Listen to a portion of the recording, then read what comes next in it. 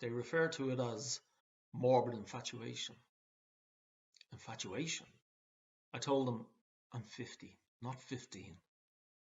They said I could leave the station, but I had to come back in the morning, and under no circumstances could I go near Skerries. She'd been informed about me. I told them I've loved her for 2 years. I'd never hurt her. But they didn't want to hear the truth. And that's what started all this, the truth.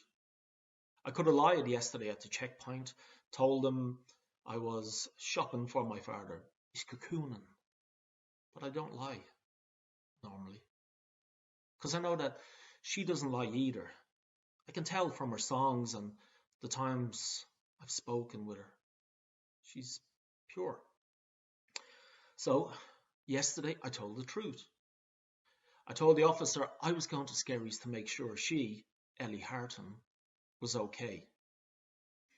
He looked at me, puzzled. Ellie Harton, the singer? Oh, is she your daughter?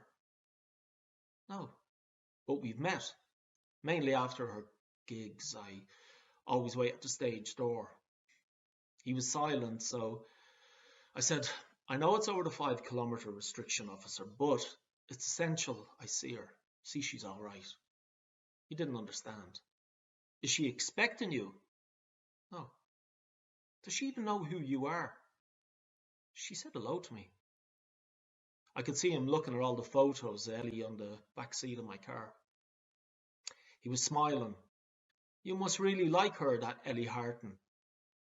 But when I told him I love her more than life itself, everything changed.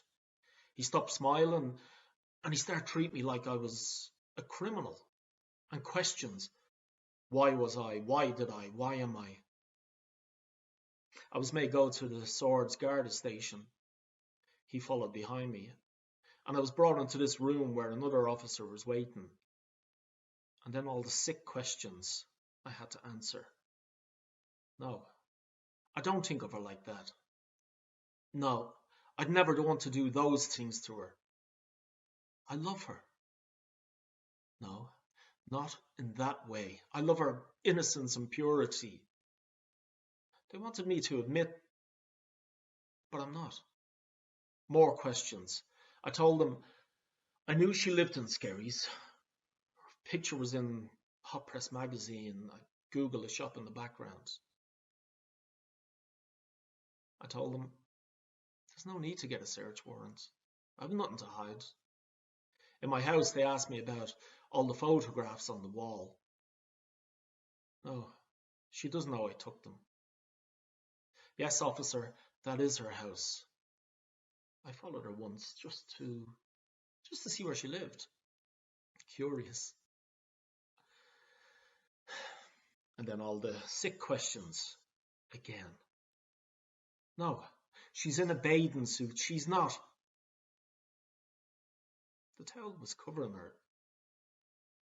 I love to watch her swimming in the sea, because it's like all of her troubles are carried away on the waves. She's carefree. And I just wanted to capture that, that's all. They wouldn't listen.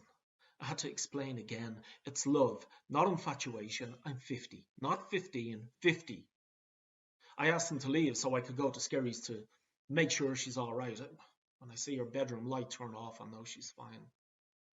But they brought me back to the station. More questions I had to answer. I first heard her singing in London, other voices abroad. Somebody had a ticket. When I did hear her voice, it was childlike and innocent. It was love. I looked at her and she was fragile, like an iris, and I knew I had to move back home to be close to her.